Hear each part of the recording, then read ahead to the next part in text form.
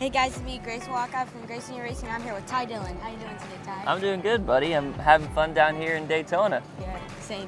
So, first question. It was recently announced that you'll be driving full-time this year. Congratulations. Yep. Thank you. What are your goals for the 2025 season? 2025, for me, this is the best opportunity I've had yet in my career. This is racing for Kaulig Racing. This is the first time I've raced for a team that's actually won races in the past before I've gotten there. So they know how to get the job done, so now it's my turn to go get it done with them.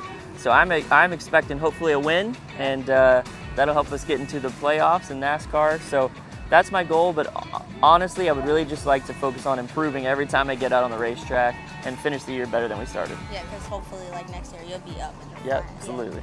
What was it like growing up around Dale Earnhardt? You know, I was so little spending time around Dale.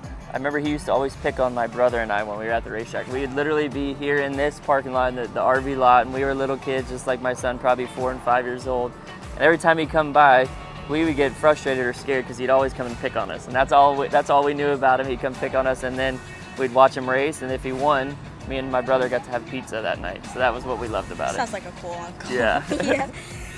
What are your role models in the industry? What drivers had an impact on your driving style?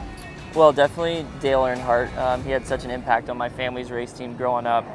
So watching his aggressive driving style is something that I've always tried to emulate. But I've always liked watching people like Jimmy Johnson. I got to race against him early in my career, and still getting to race against him this weekend. But Kevin Harvick was somebody who raced for my grandfather's race team that I always watched and looked up to as well. So there's a bunch of different ones, and then I get to race with my brother, so that's always kind of fun too. Yeah, that's pretty fun. Yeah. So I need an honest answer. Yep. Who is better, you or your brother? Me, for sure. I'm not even going to wait on that one, for sure. Were you too competitive growing up? Yes, we were super competitive. We're still competitive now. We're both in our 30s, but if it was leaving the restaurant, running to our mom's car after dinner, we were going to try to see who could win and be the fastest. So everything we did, whether it was eating food, who could do it faster, we've been competing since we were little kids. But now that we're a little bit older, we're still competitive, but we both have a lot of respect for each other. Yeah. Did you guys wreck each other out on track? I think one of our first few races ever, we were racing in Bandoleros, and I was running 6th and he was running 5th. And whoever finished in the top 5 is going to be one of our first top 5s. And we were in Kentucky, and I knocked him out of the way and spun him out, and I finished 5th. So I got the first top 5. We drove home, and he didn't talk to me all the way home. So that sounds crazy. What's your favorite memory growing up with your brother? Favorite memory? There's so many of them. Him and I have raced against each other and won races, but just celebrating victories together, whether it was him or me. We had a couple of times where we finished back-to-back, like 1-2, and we used to come down here to Florida and race on the dirt, and I would win one night, he'd win the next, and I would win again, and we'd kind of alternate winning. It was such a fun time. But I think every year that we get to race against each other one more time in the Cup Series is always a blessing, and I think that's what I'm most proud of. Yeah, I mean, I don't have a brother, so I don't have to go through any of that, but that sounds good. Yeah, it's pretty good. Yeah.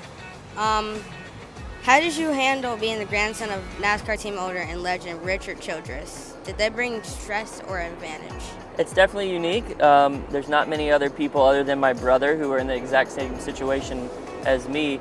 But it's also a blessing that I have had so much experience of watching how a team owner operates and seeing what's important for a team owner and a driver. I've got to see other drivers do bad. I've got to see other drivers do good my whole life. So I've just tried to take a mix of what I can learn from the bad, because you can always learn from bad, and what I can learn from the good things along the way, and try to implement it into who I want to be as a person and a race car driver.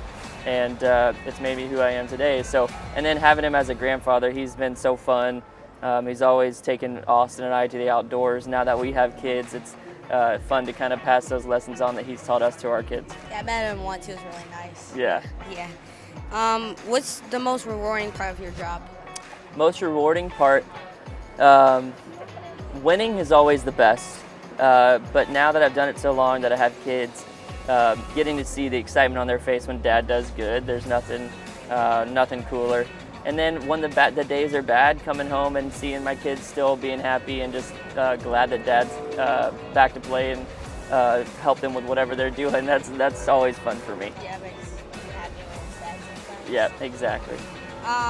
I understand that you like to hunt and fish. If Yep. you can only choose one, which one would you choose for the rest of your I life? would choose hunting. I wouldn't call myself a fisherman as much as I like to be a catcherman. I like to catch fish, not fish for fish. Oh, really? Wait, what's the difference?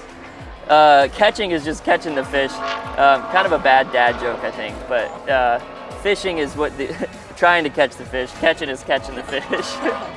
What's your plan for winning the Daytona 500? My plan is to be one of those last 10 to 15 cars that are running at the end of the race. It seems like most of the cars usually crash out. So survive early in the race and then go all out to win it at the end.